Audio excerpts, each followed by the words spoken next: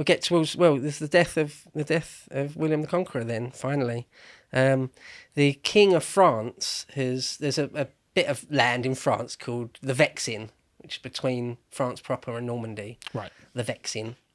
There's a town there called Mont,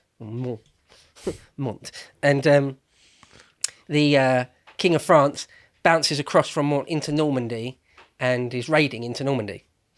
And William has got a bad stomach. Apparently he's got very, very heavy. Right. He's got obese, basically, which apparently is really common.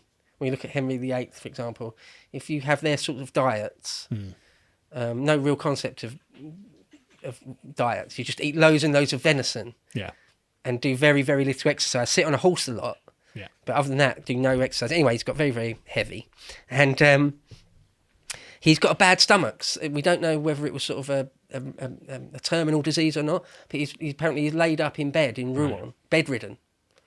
And the King of Normandy is supposed to have said, it's a King Philip by this point. King of France, you mean? Sorry, what did I say? Normandy, but it's fine. King of France. The King of France, King Philip, is supposed to have said, quote, "The King of England lies in Rouen, keeping his bed like a woman who has just had a baby." William goes mental when he hears that. Unsurprisingly. He gets out of bed and it invades the Vexin back and burns down Mont and anyone and everything in his way. Right. And is just laying waste to the Vexin. But then something happens. Seems to be a very hysterical reaction, to be honest. I'm starting to think Philip might be right. Yeah. Not hysterical. Not proportional there, William. So William, one of the stories is that his horse has a stumble or falls in a ditch or something, loses his footing and falls, and the pommel on the front of the saddle rides up into William's now distended belly and ruptures something, and that he may already have had serious stomach issues anyway. So it's either that this thing, or that he just succumbed to this ongoing stomach complaint. But not a lot of the sources, Aldrich Vitalis and one of the other main ones, I think William of Jumièges, says that it was heat exhaustion, that he was sort of getting on a bit and he was really, really pushing himself physically all over the place in this reconquest of the Vexin. And he just overdid it and sort of suffered from heat exhaustion and never really recovered from some kind of fainting fit to do with heat exhaustion. Neither one are particularly unlikely. Right, yeah. But at some point, in the middle of this reconquest of the Vexin, he just calls it all off and goes back to Rouen. And there, apparently, the accounts say that it was just clear he was dying. Yeah. It's clear he's sort of on his way out. But Rouen is dirty and smelly and loud, so they actually remove him to somewhere just outside Rouen, a church at Saint Gervais, of all places.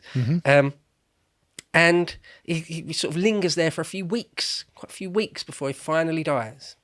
And in those weeks, apparently, he is constantly trying to make up for all his crimes in his life, give penance, confess all his sins and things for weeks on end to any priest or bishop that will listen. And Aldrich Vitalis put some words into the dying William the Conqueror's mouth, which modern historians say, well, these are more Aldrich's words than his. But nonetheless, he's still a contemporary, almost contemporary source, and may well have known. He says that William said, essentially on his deathbed, that, quote, "I was brought up in arms since childhood and am deeply stained by all the blood I have shed." I mean, it doesn't sound unlikely that he would have said something like that, though. Especially since he seems to have been very, very contrite on his deathbed. Yeah. It's like, I know Hastings was crazily bloody. Yeah. And the harrying of the North. Yeah, I know that was a crime. Yeah. Even then, I don't think he would hold much blame for Hastings particularly. It's more all of the rest of the stuff that he and consequently the Normans had done that I think is the bad stuff for me reading it. That he signed off on crimes rather than doing them himself as such. Another line, Aldrich tells us that he's supposed to have said, "I chastised a great multitude of men and women with the lash of starvation, and was, alas, the cruel murderer of many thousands."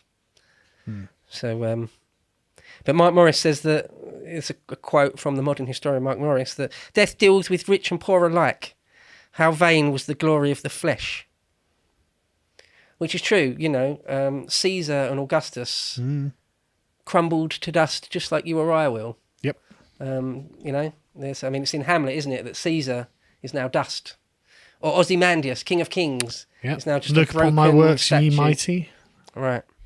And so, when he does finally die, people go a bit mad, really. There's sort of chaos at the scene and people looting his body and things. He was left.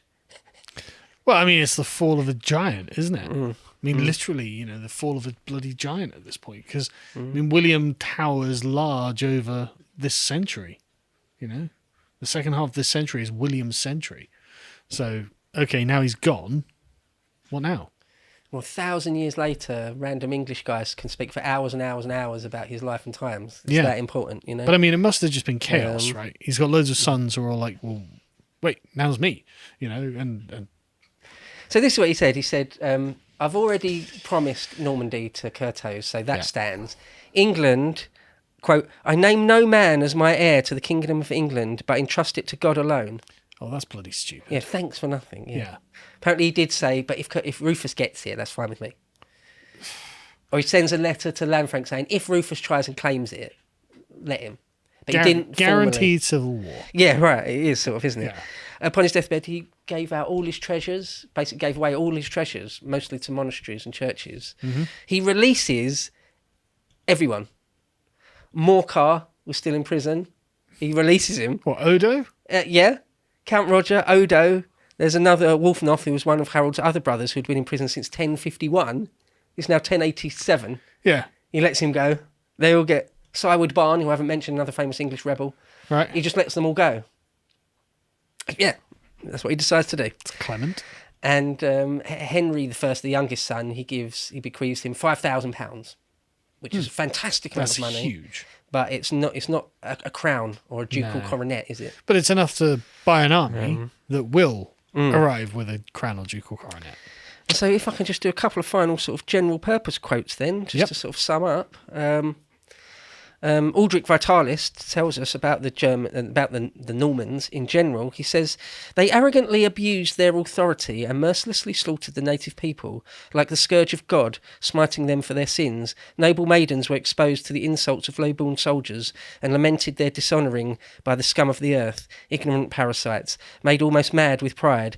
They were astonished that such great power had come to them and imagined that they were a law unto themselves. O fools and sinners, why did they not ponder contritely in their hearts that they had conquered not by their own strength but by the will of Almighty God, and had subdued a people who were greater and more wealthy than they were, with a longer history. So I mean that's sort of one way to sum it up.